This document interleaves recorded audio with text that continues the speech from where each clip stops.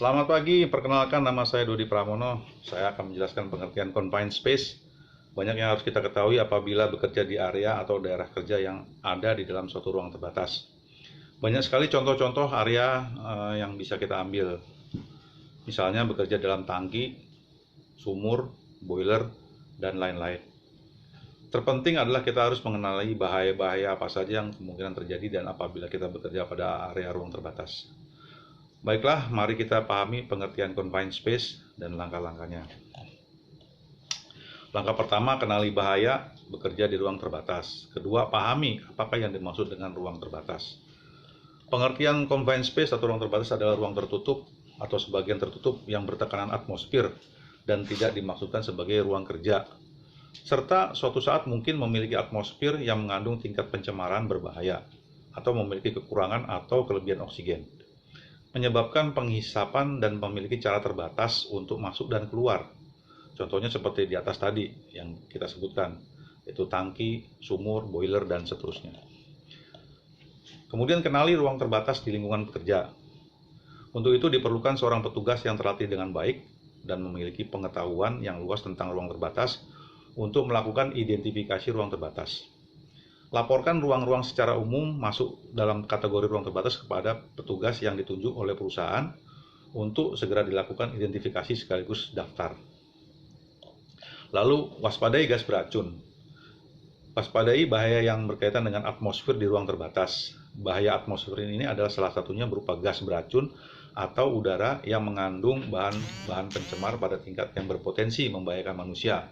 Misalnya LEL atau Lower Explosive Limit, CH4 ataupun eksplosif gas lainnya, lebih dari 1 atau sama dengan 5%. Konsentrasi H2S dalam udara lebih dari 10 ppm.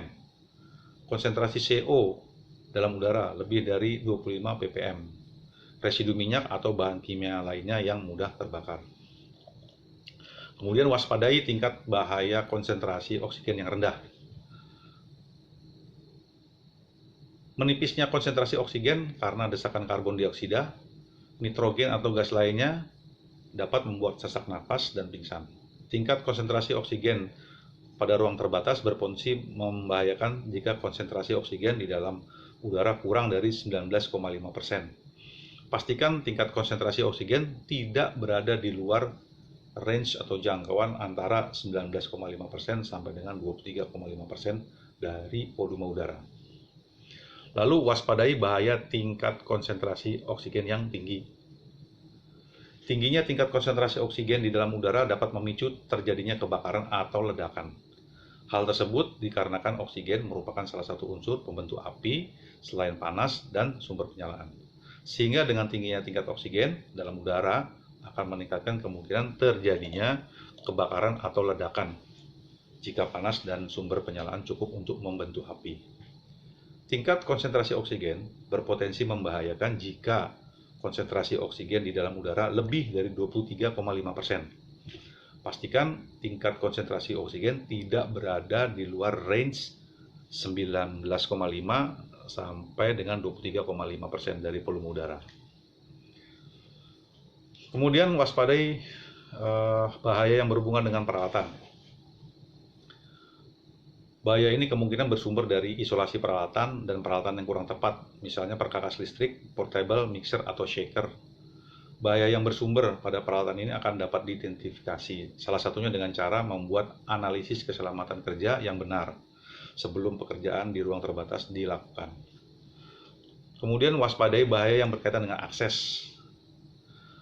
Bahaya yang berkaitan dengan akses keluar dan masuk ruang terbatas itu memerlukan sarana untuk masuk dan keluar. Bisa berpotensi bahaya bila penempatannya atau pemasangannya kurang tepat, misalnya tangga dan platform menuju manhole ruangan. Bahaya yang berkaitan dengan akses ini akan teridentifikasi, salah satunya dengan cara membuat analisis keselamatan kerja yang benar sebelum pekerjaan dilakukan. Kemudian pastikan pengetesan atmosfer atau udara dilakukan. Langkah kedua, kendalikan bahaya bekerja di ruang terbatas. Untuk mengendalikan bahaya-bahaya di saat kita bekerja di ruang terbatas, ada beberapa langkah yang masih dilakukan. Yaitu 1. Susun analisis keselamatan kerja JSA sebelum bekerja.